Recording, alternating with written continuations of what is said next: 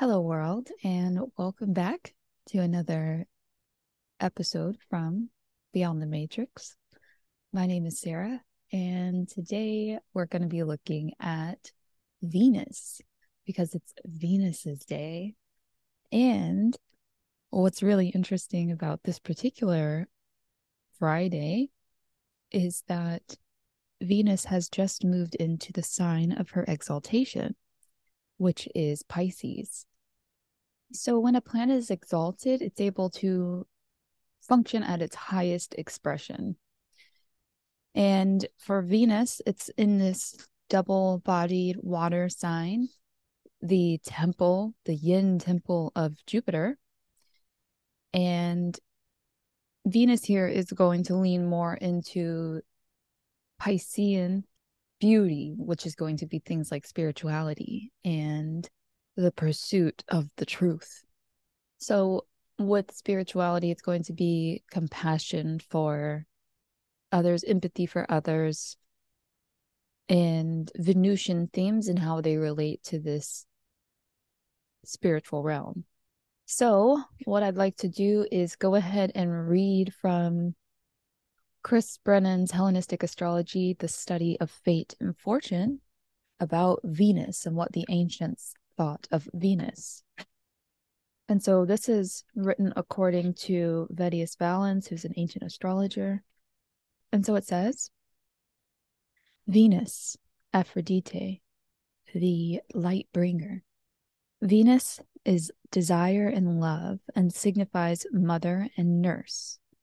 She makes priesthoods, public benefactors, wearing of golden ornaments, the wearing of crowns, merriment, friendship, compassion, the acquisition of additional property, purchasing of ornaments, reconciliation for the good, marriages, refined arts, pleasant sounds, music making, sweet singing, beauty of form, painting, mixing of colors and embroidery, purple dyeing, and perfume making. Both the inventors and also the masters of these professions.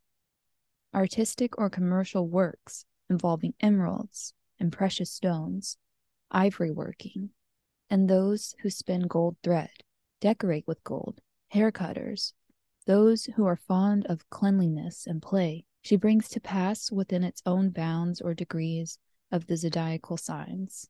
And she grants the office of market overseer, measures, weights, trades, shops, giving, receiving, laughter, rejoicing, order, aquatic animals. And she gives assistance from royal women or relatives, and secures a remarkable reputation when Venus cooperates in such matters.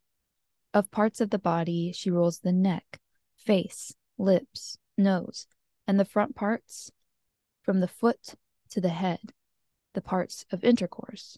Of the internal parts of the body, it rules the lungs. And Venus is also the nourishing of another who is capable of receiving and of pleasure. Of substances, she rules precious stones and multicolored adornments. Of produce, she rules the olive. She is of the nocturnal sect, the color white, and very oily in taste. So Venus is another benefic planet like Jupiter. She's considered the lesser benefic. And oftentimes people will associate Venus, of course, with femininity, but also love, creativity, and pleasure. So Venus, again, has moved into her exaltation, which is great. And what's going to be really nice is when Venus and the moon form a sextile, which is going to be an opportunity because the moon is going to move into that position of being in a sextile with Venus later on today, later on Friday. So on Venus's day, Venus will be in her exaltation at 0 degrees, and the moon's going to move into a sextile with Venus in the moon's exaltation of Taurus. And that aspect goes exact at 1 degree and 12 minutes of the respective signs. So yesterday I mentioned that a sextile is going to have one house in between the two planets in question. So you see this is the house in between, and Venus is in a sextile with the moon, an exalted sextile. So this is a beautiful opportunity. It goes exact today. It doesn't mean that today is the only day for that opportunity, but it's just one of the most beautiful aspects of this entire week. So let me read about the moon and Venus from Renn Butler's The Archetypal Universe again. But just keep in mind that Venus is going to be sextile the moon and then square the moon and then trine the moon and then in this quincunx position as she is in with Lilith at the moment, Black Moon Lilith. So Venus and the moon make several aspects, just like the moon makes several aspects throughout the week because the moon's so quick to move. So moon combined with Venus, according to Renn Butler in the Archetypal Universe, it says, from the characters and themes section again, since this is going to be something that's happening all week. Feelings of sweet softness and tenderness, intimacy and friendship, affection and nurture, loving devotion, heart and soul, urges to take care of loved ones and be taken care of, an enjoyment of soothing and cuddling, earthy, fertile love, emotional responses to beauty, natural inner beauty, moistness and suppleness, cuteness and charm, sisterly feelings, friendship with females, loving families, happy and friendly mothers, mother's favorite, an ability to be friends with one's parents or children, the beloved neighborhood or community, cozy bonding and cocooning at home, an enjoyment of hosting friends in one's home space, a love of cooking, the domestic arts, a desire to soften and beautify one's home, household ornaments, creature comforts, little homey touches, youthful charm, young women, young or first love. Quote, in the spring, a young man's fancy lightly turns to thoughts of love.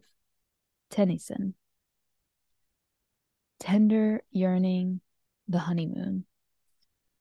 The honeymoon, of course. So those are all really exalted forms of love, you could say. The family, taking care, the home, and then honeymoon. So let's see what else Venus is going to be interacting with. It might just be the moon this week. Oh, look at that. Let's add in Uranus and see how that mixes things up. So there will be an exact conjunction between the moon and Uranus, which I definitely discussed in the moon video from the first day. And since they aren't in an aspect really with Venus, I'm going to leave it for you to just go watch the video on Uranus and the moon, because then I'm going to describe that transit. But woo, we landed right on it. Let's see if there's anything on the following day. Not really. Venus is moving into a square with Mars. Mars, who is still at 9 degrees, Venus in her exaltation. We're still a little outside of the 3-degree range for Venus to be in a true square with the moon and Mars here. But the moon and Mars are moving into a conjunction, and I covered that in the moon's video. Venus is still working her way into the square with Mars by Monday the 30th. By Tuesday the 30th, she'll be at 6 degrees, moving into a trine with the moon by Wednesday. So Venus will have moved into the square with Mars by the end of next week. So by next Venus's day, really by Thursday, Venus will be within the 3-degree orb, Wednesday, Thursday. So the energy of Venus and Mars here is combative to an extent. It's in a square, so that's of the nature of Mars. So this could be that two opposing energies are working towards the same goal, but not necessarily going about it the same way, and maybe not even agreeing with the way the other is doing it. So I want to read here from Venus and Mars together. And this aspect is going to be kind of culminating by Friday, Saturday of next week. So we may be talking about it some more. Maybe we'll have some reflections on how this energy has arisen for me and you, if you'd like to leave any comments. So for Venus and Mars, from the character and theme section, it says, a hearty and sociable nature, cravings for fun and enjoyment, harmonious forms of assertion, an interplay of yin and yang energies, a balance between feelings of individuality and togetherness. Quote, what is most beautiful in virile men is something feminine. What is most beautiful in feminine women is something masculine. Susan Sontag. Quote, instead of this absurd division of the sexes, they ought to class people as static and dynamic. Evelyn Waugh. Hot-blooded urges for erotic gratification and consummation, feelings of lust and pleasure, impulses to both give and receive sexually, loving madly, tickling, the sports of love, the bold and the beautiful, dynamic music and parties, a love of dance. Quote, there are shortcuts to happiness and dancing is one of them. Vicky Baum. Emotional and creative restlessness, fun exercise. So yeah, that martial energy can be channeled into something like fun exercise, but it's important to be aware that the Venusian, the exalted Venusian energy is going to be perhaps at odds with Mars in this very cerebral sign of ideas and play. And this, in that way, can be something playful, and instead of being real combat, can be play combat. It's interesting how sometimes you can read about something and it is the archetype, and therefore that is how it manifests in your life, is just the fact that you're reading about it. So I think that's part of what I'm doing here, is trying to mitigate any issues for myself by just reading about them out loud. But yeah, that's the energy of Venus for the week. Just before she moves into that square with Mars, she's going to be in a sextile here with the node. And again, the nodes are the places where the eclipse happens. So that's just like a simple way of putting it. This is kind of that space in the sky that either the moon disappears or the sun disappears during a solar or lunar eclipse. These lunar nodes represent, so the north node is a blessing, a curse that looks like a blessing. So it's something that we kind of aspire towards, but never really fully attain.